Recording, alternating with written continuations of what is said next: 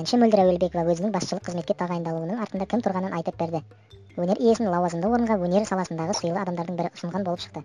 Мөлдір Әуелбекова бүгінде Қазақконцерт мемлекеттік концерттік ұйымының шығармашылық қызметінің басшысы қызметін атқарады. Эстрада жұлдызының аталмыш орынға келуіне белгілі композитор Жеңіс Сейдоллаұлының үлесі зор болған. Әнші өнердегі ағасы бұл қызметке қалай ұсынғанын еш бүкпесіз баяндап берді.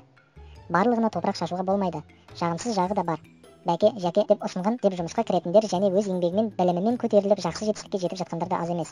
Менің жағдайым да Алматы қаласында Жеңіс Сейдоллаұлы ағамыздың арқасы. Ол кезде ол кісі филармония басшысы болған.